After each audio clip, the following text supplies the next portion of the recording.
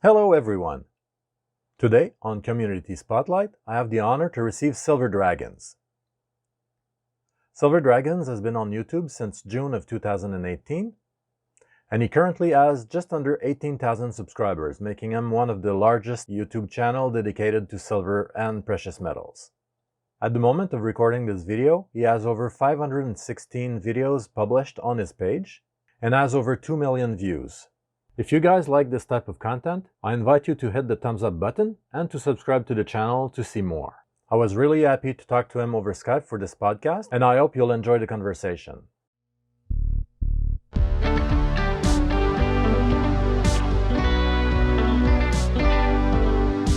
Welcome to Community Spotlight, Silver Dragons. Oh, thank you so much for having me. I'm really happy to have you with me tonight. We've been chatting for a little bit off and on videos and through emails. So I'm glad that you finally had some time so we could do this. Yeah, for sure. I'm excited. I know you've got some good questions. So yes, I prepared a few questions for you that I think people would like to know about. So before I start with the questions, maybe you want to talk a little bit about your YouTube channel? Yeah, absolutely. So I started, let's see, I guess almost 2 years ago now. Okay. I'll hit my 2-year anniversary in a couple months. And the reason I started was honestly just because I wanted to show off my stacking journey. I had picked up a few pieces of silver here and there. Yes. And I wanted to enter into the community. And I think to really fully get involved, you have to make your own videos. Obviously, it's important to watch other people's videos and comment on those and things of that nature. But once you start making your own content, it really connects you to other people. And so that was my main goal, really. And sort of my inspiration for my channel was just watching other people's channels, seeing what they were doing. Right. And I just really wanted to share my journey. So that's kind of why I started. And I just wanted to have fun with it too. Yeah, and thing is, when you started, you were using Silver Baggins as a handle, and I know that you ran into some problems. I didn't maybe watch the video where you explained it, but can you explain what happened exactly with that? Yeah, sure, definitely. So actually, my wife came up with the name Silver Baggins. Right. We're both super into Lord of the Rings. Uh-huh. But anyway, so as my channel grew, I started getting involved with other channels and whatnot. And MK Bars, he's a silver pourer. He's actually got like the largest variety, I think, in the world for poured silver art. Mm-hmm. And he started this. It was called the International Silver Syndicate. And what it was is he was making these channel rounds basically with other YouTubers' names on them, and Okay. I was involved in that, and so my channel round said Silver Baggins. Right. And we were actually, well, he was first approached by the company that does, well, the parent company, I suppose, for the Lord of the Rings, Warner Brothers. Okay. And they wanted us to stop selling stuff that said Baggins on it because they do have several trademarks. Okay, And so the problem was not the channel, it was the rounds then.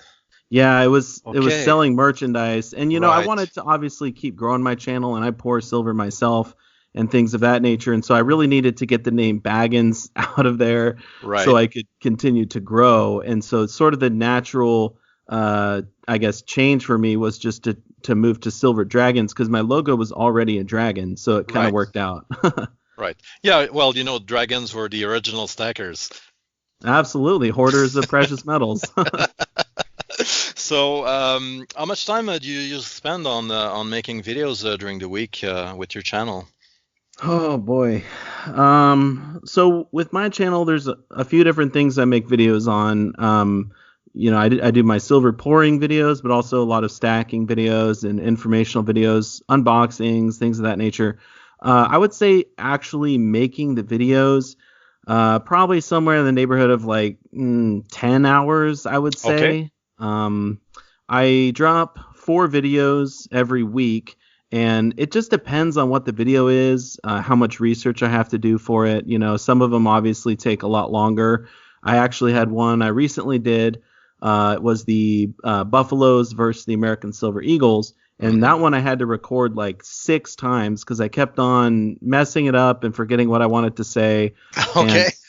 And so Yes. there's that. And then you have to edit them, obviously. And I'm now doing my videos in 4K, not all of them, but a lot of them. And that Yes. takes a lot longer to upload and things of that nature. So sometimes one video will take me like 4 hours. Other times I can do a video, the whole thing, in maybe an hour. So it just depends on the week. But obviously, if I'm pouring and doing stuff like that, then I spend way more time, Of course, yes. That's a lot of effort. So Yeah, the live streams, of course, usually you go for about what, an hour or two every time? yeah, the pouring live streams, the live pour parties, those are usually about 2 hours. And Right. then obviously finishing all the pieces takes like 20 hours or something crazy. So Yes, yeah, I've seen the process that you go through. It's pretty labor intensive. yeah, but it is a lot of fun too. So Yes. So before you started doing YouTube, were you in the field that gave you any helpful skills or anything that could help you with your YouTube videos? I would say not necessarily. I actually have had other YouTube channels before this. Okay.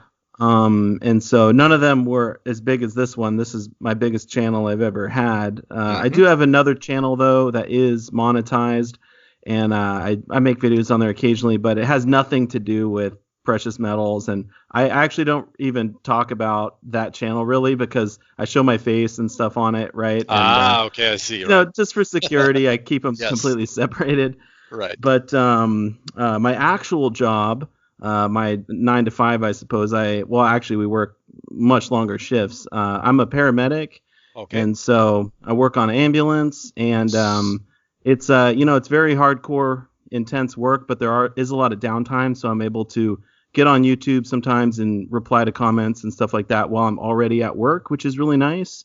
But that definitely doesn't help me make videos at all. I mean, it's completely different, Yes. Have you seen a lot of has it changed your job a lot since the pandemic started, or it made no difference where you are right now?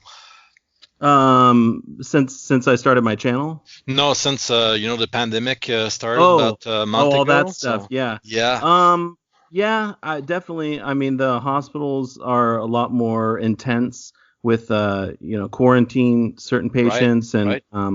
they want to know if people have been outside the country in the last month and stuff like that. So basically, anyone with respiratory symptoms, they kind of put in a separate area first. It takes Okay. a lot longer to check in the patients and stuff like that. And so, yeah, it actually has made my job a little bit harder, but for the most part, it's pretty much the same. Okay, well, that's good. So, yeah, you were talking about pouring. So basically, that's, I would say, one of the main attractions of your channel because you do some pretty amazing work when you do that. So, Thank you. what got you interested into the pouring aspect of silver? Well, honestly, I just watching other YouTubers, there's a lot of amazing pours that are in our community. Yes. And watching those videos was extremely interesting to me. It looked like a lot of fun. I've done shop projects and stuff of that nature in the past. And so I thought, hey, this is something I could probably do. And so I learned everything that I know from watching other YouTubers. And I actually feel kind of proud that I've had some people say that they've learned everything they know from me now. So I've turned the corner. But yeah, honestly, just watching other people got me into it, and I'm having a blast with it still. So can you tell us what is involved in terms of the costs and the efforts that you need to put into doing it? Yeah, so one thing that I do, I don't know if other silver pours do this, but every time I'm about to do another pour party, Right. I actually I'll go down and buy my silver that day. So whatever the price of silver is what it is. And so I got to drive down there and all that stuff. And then before my pour parties, I have to get the furnaces all prepared and ready. They take about 45 minutes to heat up. Usually I just use 2 furnaces. Yeah, and then obviously there's the pouring, and not only do I do the pour parties, but also I make my channel rounds and stuff like that too, which is totally different. Right. And I do commission pieces and things of that nature on the side. But probably the easiest part is actually just pouring what you see, in the videos, and then all Okay. of the stuff after that is much harder. And it's kind of funny. My shop is right below my house. It's in my garage, Okay. and so I can't do any of the stamping and stuff like that when my kids are asleep. And Yeah, it's so too noisy, I'm it's guessing. way too loud. Yes. And so I have to do it during the day. So usually my wife will take the kids and go over to her parents' house or something like that, and I can actually get all my stuff done. But it takes so many hours. It's a lot of fun, but there's a lot of labor involved. And then the packaging and shipping, that takes forever too. I mean, after a pour party, usually it takes us about 3 hours to get everything packaged up, Okay. and all the labels printed and everything. And so that's something that people don't really think about. Yeah. They think you just throw it in the mail, but it takes forever. Right. And what about the cost? Like, was it expensive for you to get the furnaces and all of the molds and everything you need to do it? Oh my gosh. When I first started, I had just one furnace and Mm-hmm. one mold, and it was very basic. I had one tumbler, Yes. and since then I've expanded quite a bit. I have three furnaces. I have my oxygen acetylene torch setup. I've got like four tumblers now. I've really expanded quite a bit. I think I have like 30 molds, or 30 or 40 molds. I'm not even sure, Right. but the price of everything, I mean, I'm up into thousands and thousands of dollars invested into it now. But when I first started, it was probably about, I think, $500 to $700 to get into it. Okay. So So it's not, it is expensive, but it's not like crazy expensive when you start out, no, unless you do what you did and just try to purchase every mold you can and right. have more designs and stuff available. Well, I mean, I think if someone wants to get into silver pouring when Yeah. they're first starting, you should start with just one thing anyway and get good at that and learn Right. how to do that, and then you can expand over time. So I think it's kind of, it works out to where if you're new, maybe you don't have a lot of equipment and stuff like that, but it's okay because you're still kind of learning the process, and so you'll get better over time, and then you can transition into more things. Yeah. Okay. Excellent. So how do you come up with the designs to produce your pours? Do you have like a plan that you do in advance, or it's when you see something interesting you purchase it, or? Yeah, so almost all of the molds that I have are ones that I've just bought off eBay. Right. They're ones that other people make. You can get them from individuals that make molds, or you can get them from bigger companies like PMC Supplies is a really big company. They make tons of different stuff. Okay. Probably one of the biggest in the world. But usually, yeah, I just sort of look for something that I think is cool, and then I'll buy it. And sometimes the molds work out, sometimes they don't. I've had, I think, maybe 6 of them now where I tried to pour them and they just didn't really work out, or people weren't interested. And Okay. so not all of them are hits. Right. But it's sort of trial and error with that. And then as far as my channel rounds, I just made the design myself for that, and I'm actually having a new channel round come out very shortly. I'm not sure when you're going to air this, but I have a second design, which I'm very excited for, and yeah, that'll be up on my website probably towards the end of March. Okay. So yeah. So normally your round should be up pretty much at the same time as this video. So if you're listening and you want to see it, just go to the website. Yeah, absolutely. Silverdragons47.com, and you can check out my new rounds. They're 2 ounces, just like the first ones. Okay. How do you, because I know that you normally like melt a lot more than 2 ounces at a time, and you try to measure it, I guess, by feel. So for your channel rounds, you probably have a different process if you want them to be specifically 2 ounces. Yeah, exactly. So with my channel rounds, I do the oxygen acetylene torch melting, where you have this tiny little crucible. It's called a dish or a whip. Right. Okay. Yeah, I've seen that. Yeah, and that's how you just, all you do is you measure out slightly more than 2 ounces, because Mhm. a little bit of it gets either evaporated or maybe stuck to the side of the dish, Okay. or spills out, or it doesn't all get poured in or whatever. So you start a little heavy, and then pretty much all of them end up being 2 ounces. Maybe there's a couple you got to redo, but for the most part, it works out. So yeah, that's definitely a better way to get them all the same weight rather than Right. just guessing, you know? So I'm guessing you're using borax and all of that to prepare the mold, and you heat it up, and then you melt the exact amount you want. Yeah, exactly. Okay. And once you've gotten it going, you don't really need to add more borax. Okay. Usually I try and do like 50 at a time. So it just depends. Probably the first five take the longest, and then once Mhm. the whip or the ceramic dish has heated up quite a Right. bit, it retains a lot of heat, so you can melt them down faster and you can do more. So once I'm going, I just want to keep going, you know? Right. Exactly. So you're doing chain production basically. Yeah, for sure. So how hot does it get in the room while you're doing that? It must be pretty intense. Not real. I mean, I've got a pretty big garage. That's where my Okay. shop is, in our garage. And so I usually have the garage door cracked. And right now it's actually really cold outside. It's like 40 outside today. I Okay. live in Oregon, and so it's considered the northwestern part of United States. So north, it's colder. Right. But anyway, yeah, no, it probably only gets up to maybe like 70 degrees in here. It's not that bad. But then Oh, okay. obviously in the summer, it's much hotter because it's just Yes. hotter out. Right. So So if you're starting at 100 degrees and then you start pouring as well, it yeah, will maybe it be goes up, maybe 10 degrees, it'll go up. It's not that okay. bad. Okay, good. So while you were pouring in the past, have you ever had any accidents?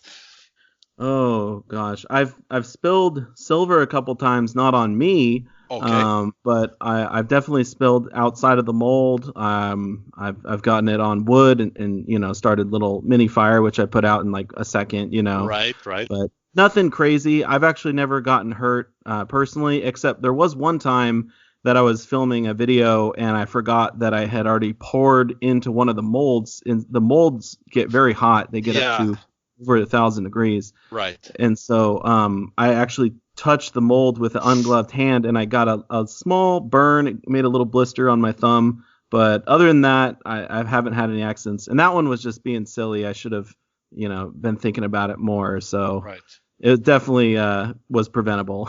So did you say it was during a live stream? No, I was filming a video. I was doing some pours for a Okay, commission okay. thing, and then Right. I was filming a video right after that, and the mold was still hot, so it was just during me making videos. Yeah, because I was thinking if you're pouring, like when you're pouring during live stream, like you have to do so many things at the same time, it's more likely that you're gonna make mistakes. It's like it's hard to Right. focus on everything. So during live streams, everything went well then. Yeah, I've had no incidents during live streams yet, so That's great. so Try to keep it that way. yeah, so trying to keep the streak going. All right. So what are your plans for future pours? Besides your new channel round, of course. Do you have any things in mind that you want to add to your to what you're doing? Yeah, for sure. So, as far as the pour parties go, I think I'm really the only person that does that on YouTube. I know that Dixie Silver Miner does live pours, but it's not really the parties like I do them. He'll just do a couple here and there. Okay. But other than that, I haven't really seen a lot of people do the live stuff. So I'm going to keep doing that. I think it's unique. I think it's fun. And I Yes. think people enjoy that experience. And so I'm going to keep going with those. And then as far as putting up stuff on my website, I actually do have another round idea in mind, which will probably come out closer towards the summer. And I do want to do some other things like some bars and maybe some other unique shapes. And also, I do want to start making my own graphite molds. I have a CNC router, which I just need to set up. It's been sitting in my Okay. garage for like, I think, 4 months now. Right. And so I need to start doing that. I definitely want to start doing that this year. But yeah, I mainly want to focus on adding more stuff to the website and making that a little bit more, to where people can have a good variety of stuff to choose from. And so that's my main goal. I definitely want to get some more offerings up there. But yeah, pretty much just keep going with what I'm doing. Just maybe a technical question that I just thought of.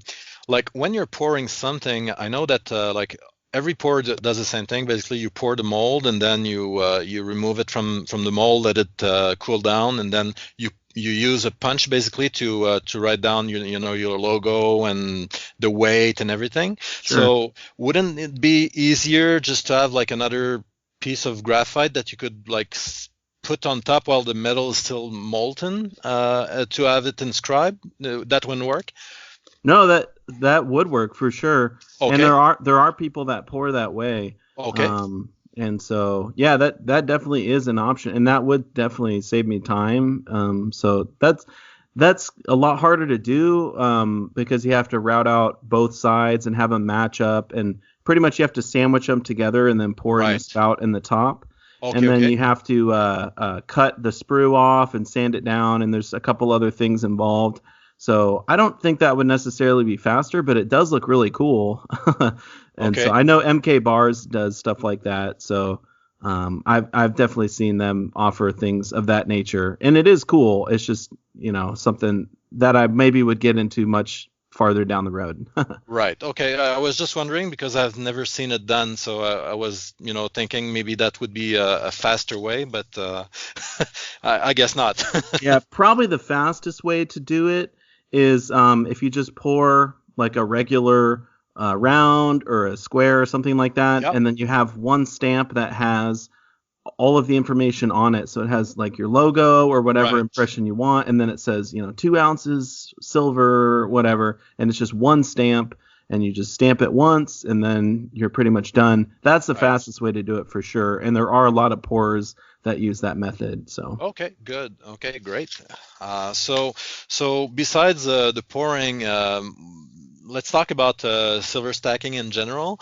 all right. So when did you start stacking precious metal? Did you start just before you started your channel, or were you into it before that? Yeah. So I actually started a few months before I started my channel.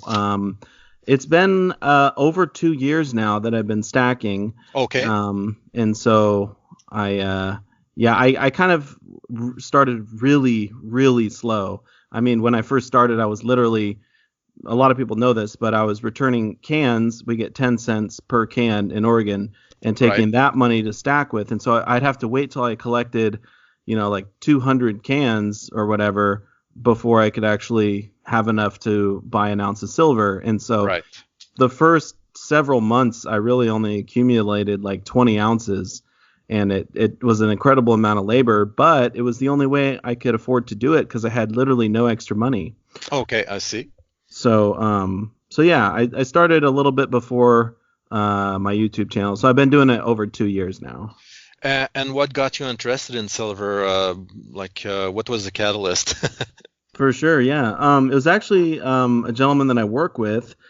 He was also collecting cans, and I asked him, I was like, hey, man, what are you doing with your money? Because for me, I didn't, really know what to spend it on. I was just sort Mhm. of saving it.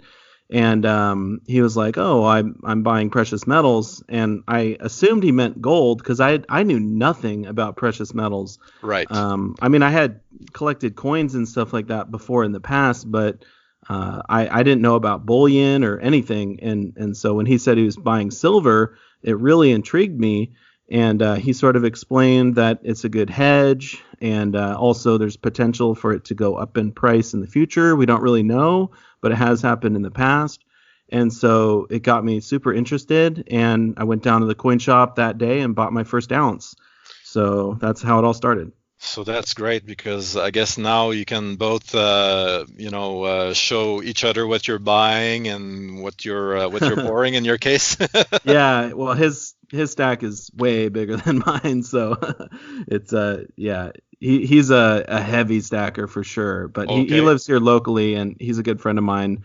But yeah, hopefully someday I'll have a stack like his. Well, talking about large stacks, you just defeated your friend Yankee Stacking in the large silver stack challenge to do a monster box. Yes. So how did you how did you celebrate the win? Oh, for sure. Yeah. First of all, Yankee stacking, great competitor. He was smoking me at the end. Yeah, I And was sure he was gonna win because he posted a video. I think he was missing, was it 11 eagles, I believe, or something, and then you just beat him to the punch at the end. right. Yeah, no, I only had like I think 400 eagles Right, and he had like 480 something. So right. yeah, he was almost done and I made that large purchase, but yeah, no, he was awesome competitor. That was super fun. But to celebrate, what I did was I actually went out and I posted a video on it, but I bought a roll of Libertads from Mexico. They're one of my favorite Okay. silver coins, and so I bought a whole roll, a bank sealed roll, and then I actually opened it on my channel, and I got a lot of hate, to be honest. Oh, okay. Not from the community, but there was a lot of people that were upset that I was opening a sealed bank roll. Right. And I was doing it for fun, and to me, it doesn't really matter. I bought it for the silver, but it was pretty funny. But I enjoyed it. That was sort of my celebration, my victory lap, if you will. Exactly. So, what are your plans with your silver? Do you have any plans to flip any if the prices go up? Good question. I think for the most part, I'm still in stacking mode. Okay. I would need to see the price of silver go up, over $20 at least before I sort of take a step Yes. back and even think about selling or converting to gold or whatever. But I think if it does go up dramatically, yeah, I probably if we see the gold silver ratio narrow, then I probably will trade some for gold for sure. Not the whole stack, but a portion of it. Right. As far as like I guess my current goals, I'm just in accumulation mode right now, and so I'm still stacking. So, what numbers do you have in mind? Like, what ratio would make you want to do a trade from silver to gold? Right. Um, I would definitely need it to see the ratio below 60 to Okay. Yeah. consider it. I know a lot of people are like, oh, I'm gonna wait till it hits 50 or 25 or whatever. Some people are 12.5 is when I'm gonna. Like, I Right. don't know if that's gonna happen in our lifetime, bro. Yeah, I So want 1 to 1. yeah, once it hits 1 to 1, it's all going to gold. Um, no, yeah, probably like 60. Okay, well that's good. Yeah, yeah, my plan is 50, so we're pretty much on the same mind on that thing. Right. Um, so in terms of showing what you have in your videos, mostly it's silver, but I know that you also stack gold. hmm So what would you say that the ratio are inside of your stack right now in terms of precious metals? Right. So I actually have picked up a good amount of gold recently. I'm doing a video. It'll probably come out before this comes out, but I think currently I'm at about I want to say 600 ounces of silver to 1 ounce of gold, somewhere in Okay, there. okay, right, So it's very heavy silver. right. Yeah, I'm big into silver, obviously. I do want to get more gold, but it just seems so overpriced right now, and it's hard to go out and pick up a bunch of gold when you're looking at this 100 to 1 ratio. So Yes, yes. it's not that I don't want to buy gold. I love gold. I want to get more gold.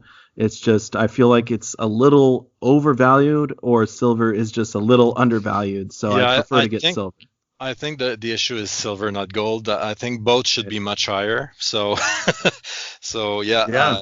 I agree with you. Like I want gold, but I look at the price and man, silver is so cheap. Right. Dirt cheap. Exactly, they're Yeah. giving it away. Absolutely, and I will take it.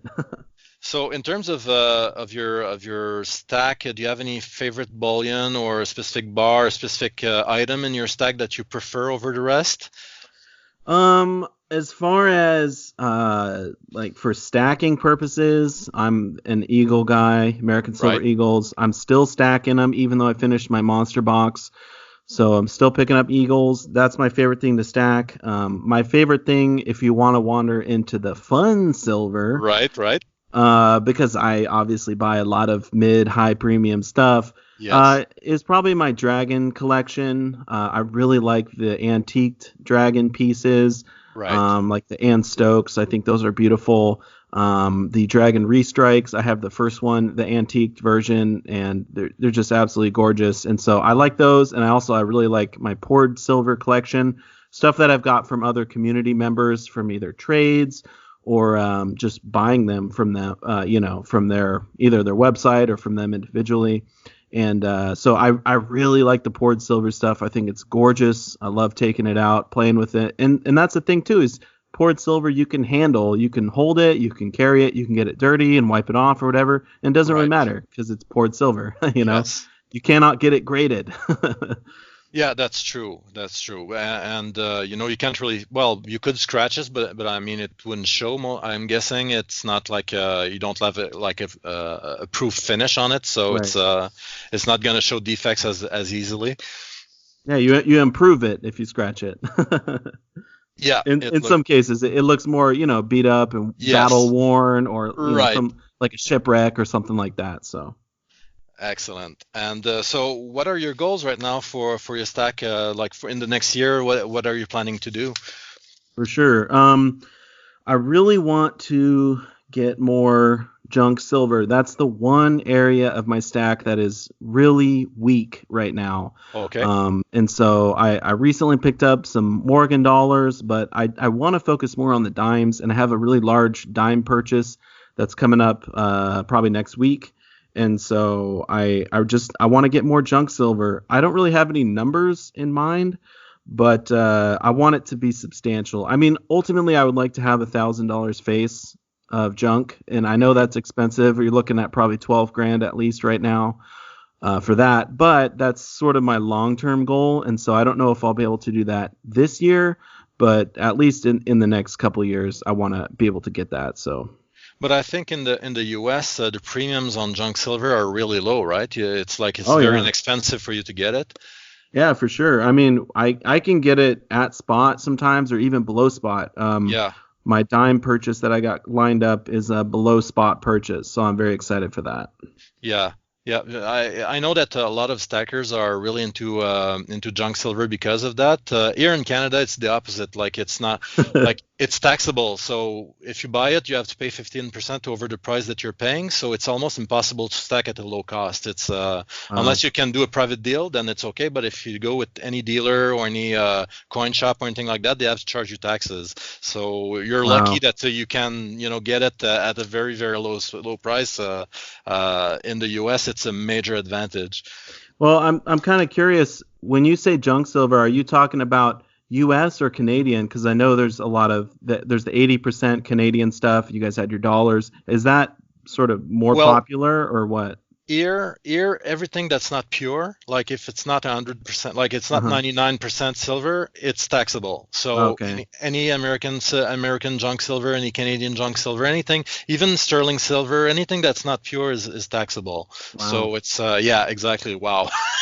That's crazy. It really limits what we can do in terms of buying from dealers. If you go private, then it's different. But if the guy has already paid taxes on it, he's probably gonna want to recoup it. So it's gonna be hard to get at that spot even from a private seller, I'm guessing. Yeah, that's terrible. Yeah, but I know in the U.S. Some states now are starting to charge tax as well on precious metals. So I really hope that some groups will come together and fight it, because I don't think it's fair that the government would tax money. Right. It's a bit crazy to me. Yeah, definitely. I mean, for me personally, I'm not affected because we don't pay sales tax on any purchases in Oregon. Okay. So I could buy a car, I could buy a hamburger, I could buy an American Silver Eagle. It doesn't matter. We don't pay any sales tax, and so right now it doesn't affect me. Obviously, if our state it gets a sales tax in the future, which it's funny, every time it comes up on the ballot, it gets destroyed. It's kind of awesome. Right. Well, I love obviously, I mean, I don't know why people would want more taxes. Right. No, and as a stacker, that's sort of my mentality too. Right. I think most of us in the community sort of lean that way, less taxes, all that stuff. And so that's right. Yeah, hopefully we never get it. Excellent. So besides precious metals and stacking, things like that, do you have any other hobbies that you enjoy doing that's not related at all to the field of stacking? Right, for sure. Well, honestly, since I've gotten older, I do have three boys, and they're 5, 3, and 1. And so I really enjoy spending time with them, going to their sporting events. The older two do soccer. We just got the 5-year-old in baseball this year, and Okay. so I love hanging out with my kids, with my wife, doing stuff like that. I've sort of transitioned from doing like personal stuff, that just I enjoy, to stuff that we all enjoy together. Yes. And so, that's kind of where I'm at now. We do go to Disneyland at least once a year. We love that. My kids are obsessed. My wife is obsessed with Disney. And so that's a fun thing we do. But, I think for me personally, I collect silver. That's sort of my hobby. And I also still do a little bit of coin collecting. So that's pretty much where I'm at right now. So have you started, I guess 5 years old is pretty young, but have you started, introducing the hobby to your son as well? Absolutely, yeah. All three of them, they know what silver is. They know that it's money, and I've actually started silver stacks for all three of my kids. Uh, Nice. and so my wife has like a small stack of collectible stuff, but Okay. not as big as the kids. So I definitely want to make sure they understand the value and importance of stacking as they grow up. So yeah, and you were mentioning Disney. I believe that's where you had your coin like elongated. I don't know Yes. what's the name of the process they're using, but it's a Right. press. I'm guessing they're using a press to do that. Yep. There's a big die basically that rolls and it just smashes them. It's funny. Even people that are into the pressed pennies or elongated coins, they all call it different stuff. They call it Okay. smashing or squishing or pressing or elongating, whatever. But it all means the same thing. Yeah. Yes. In Disneyland, that's where I smashed all those quarters, and I had so much fun. I can't wait to go back and do more. So yeah, that's what I was gonna say. You now have a reason to go more often. Absolutely. And they change out the nickel designs every year. So I'm gonna, at least get those, every year. We'll get the new nickel design. But now we got to go to Disney World because they've got a ton of new designs that I don't Okay. have. So, And can you bring your own coins, or you have to purchase the ones that they have there only? no, you definitely can, and you should. You have to bring your own coins if you want to do Okay. silver, Okay. because the only coins you would be able to get in the park would just be clad. And Right. so I brought in all my own 3/9 fine silver.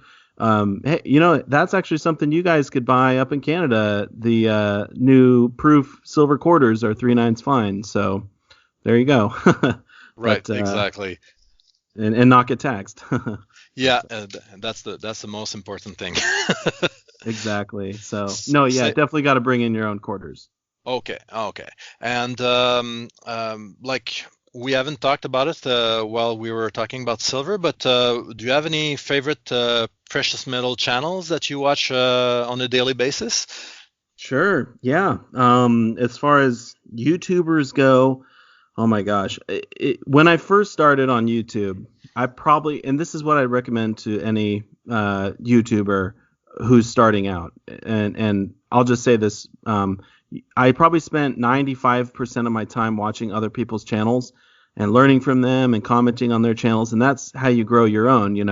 And then sort of as I progressed, now I spend 95% of the time on my channel, and I'm replying to like, 200 or 300 comments a day, stuff like Yes. that. So the little time I do have to watch other channels, I always make sure I like watching Yankee Stacking's videos. He's obviously my co-host on the Coast to Coast show. Yep. But I've learned a lot from him. I really appreciate his content.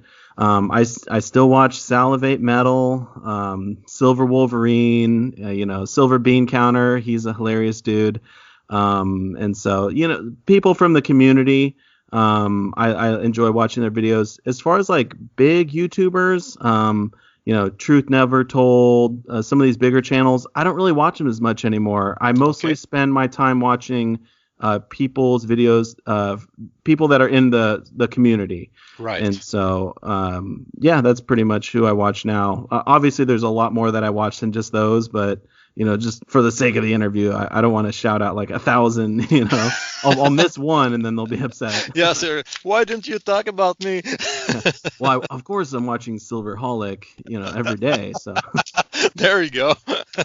I'll sneak that one in there. Right, exactly. Shameless plug there. No. I honestly, I think it's great that you're doing interviews and stuff. Have you done any before mine, or where are you at with this process? The first one I did was with Silver Joker. Like Oh, nice. the way I'm doing it basically is like I go to the people that got me into stacking. So Sure. Silver Joker was the first one I watched. So it was the first one I asked, and then I started watching Salivate. So I asked him as well, and then I asked you and Yankee because you started watching both of your channels. So Sure. I'm going down the basically the list. But now the problem I'm having is that I'm watching like maybe 60 channels. So Right. I don't know what I'm gonna do for the future. But yeah, so those are the two I've done so far before you. So yeah, the plan is to do as many as I can. Basically, I think everyone has a specific view on the hobby and have different thing that they can offer to people. So I Sure. want to talk to everyone basically. No, that's great. That's super awesome, and I would say keep doing it. And I will mention too, I do like Silver Joker. He's not as involved in the community, so to speak. Yeah. But he does make really awesome videos, and I still do watch his for sure. Yeah, he's a really great guy. I spoke with him for maybe an hour and a half when we did the interview, and it was a lot of fun. And it encouraged me to keep doing it because, of course, if it would have went badly, maybe then I would say, maybe I should do something else. But no, it went perfectly and had a lot of fun. So and so far it's been a blast. I really enjoy doing it, and I think people like it as well from the comments I've been seeing. So. Yeah, absolutely. And I will say too, if I could see one person's full stack, I would love to see Silver Joker's full stack. I know he said Yeah. he's not going to do one, but Yeah, he doesn't want to do it. I know. He actually said, "Well, I even have stuff that I stack that I don't even talk about." So he's a little bit secretive about it. So, but right. it's everyone to their own. If it doesn't feel comfortable showing it, then I can completely understand that. So. Right. But yeah, it's always amazing to see huge stacks. I think the first one I saw was Silver Slackers. Like Oh my that was gosh. completely crazy. I couldn't believe how much silver he had. I know. He could build a house out of his silver. Yes. Yes, and international stacker too. More Yeah. recently, Yeah. because he makes videos all the time. He's got a great channel, and he's got a pretty big stack too. So Yeah. So yeah, I've been starting to do full stack videos, but mine is really small compared to all of you guys. I just started out, but oh gosh, mine's it's a super lot of small fun. too. But it's a lot of fun to do. To show everything you have is really, really cool. Yeah, it's a lot of work though. I'll say that. Yeah. I think my video took me like 4 hours just to get it set up and filmed. So Right. it's a lot of fun, but it's a lot of work. Exactly, and the more you have, of course, the longer it's gonna take. So it's Yep. not gonna get shorter unless you decide to trade everything for gold at some point. Then we'll have those 5 coins.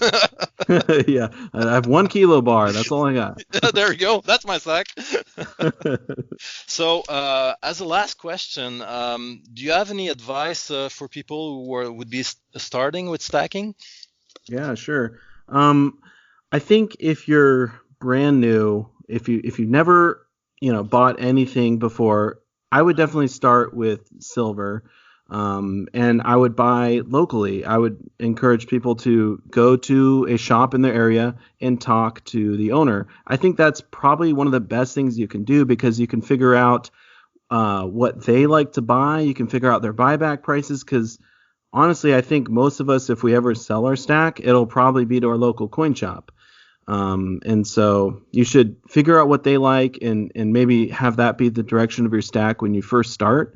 If you don't have a local coin shop in your area or someone you can talk to like that, then I would go to the online bullion dealers. I think it was Silver Gold Bull, I think does Canada and USA. Yes, they do both. Yeah, so they're great. I like SD Bullion, but also JM Bullion, Provident Metals, Monument Metals usually have good sales.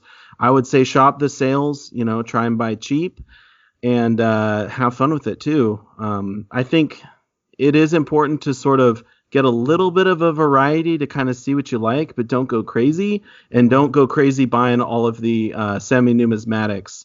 Yes. So I think a lot of people when they first start, they get caught up in that and they end up spending, a $5 premium here, $10 premium here. And they're like, oh, well, I'm buying silver, so it doesn't really matter. But then eventually they realize they have all these coins and they don't really know what to do with them. And if they sell them, they're going to lose money. And so I think be very cautious with that if you're starting out. But yeah, have fun with it too. And watch lots of YouTube videos. Watch as many as you possibly can when you first start. Yeah, I agree with that. And yeah, you were mentioning local coin shops. Like that's very good advice. Like I've started doing interviews with local coin shop owners, and from what I understand now is that these guys don't have like specific rules. Like they go by feel really. So if they like you, they're gonna give you a better price. So developing a relationship with them is pretty important if you're planning to sell locally, and even if you're planning to buy locally, you would be getting better prices if they know you and you go there often. So yes, I agree with that. That's probably the first thing you should do basically before even thinking about going online and Right. purchasing from large dealers. Right. And I know that some people just don't have any in their area. Yep. And so, unfortunately, a lot of the coin shops have died over the years. It's sort of the numismatic hobby is getting less and less popular as sort of the older generation either becomes less involved or they're not teaching it to their kids, or there's just so many other things nowadays that are offered for kids, like video games and stuff like that. And so I think it is sad, but if you have a shop in your area, you should be thankful, and you should absolutely try and become best friends with the owner. And if you have multiple shops, go to all the shops, talk to all the owners, and figure out who's got the best prices, and then just buy from them.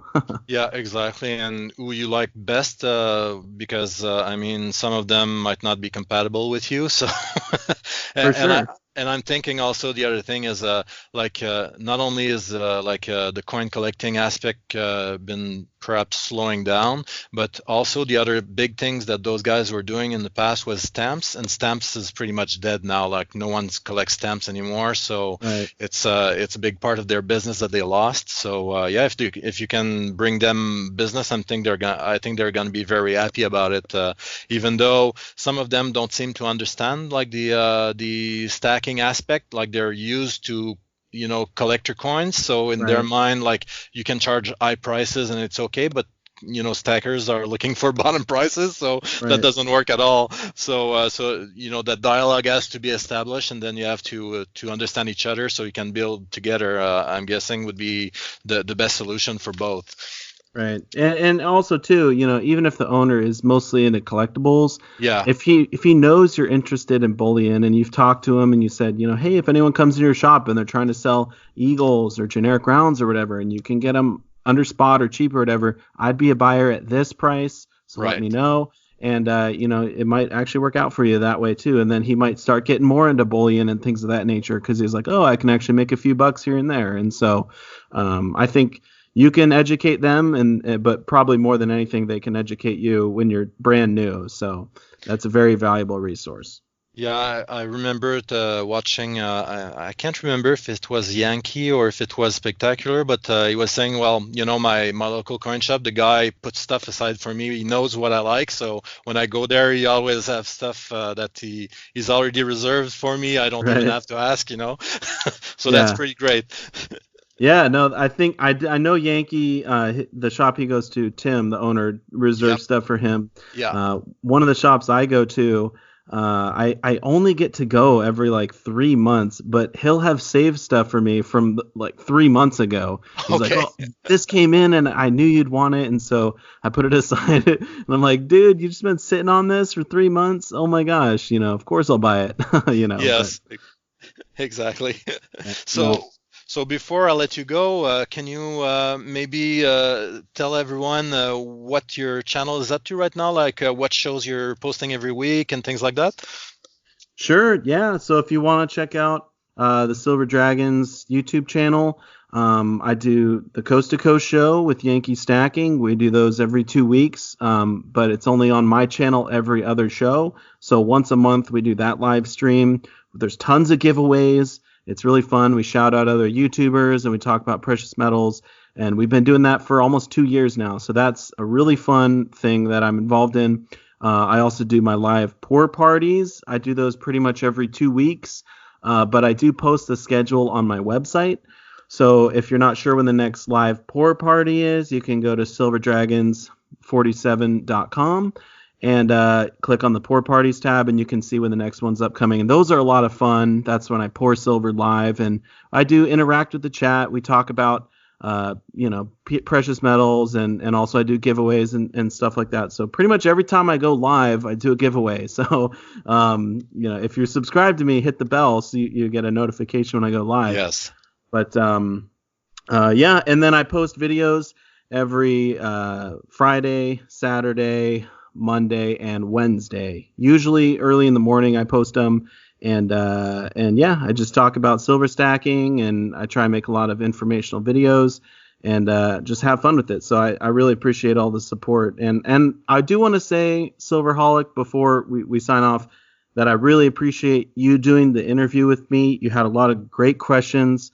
I had a great time, and I would encourage you to keep doing it with other YouTubers and having fun with it, and keep growing your channel as well. Because I think you've got some great content and a lot to offer the community. So thank you very much. I mean, it's really my honor and my pleasure to have you here. It's it's been great talking to you.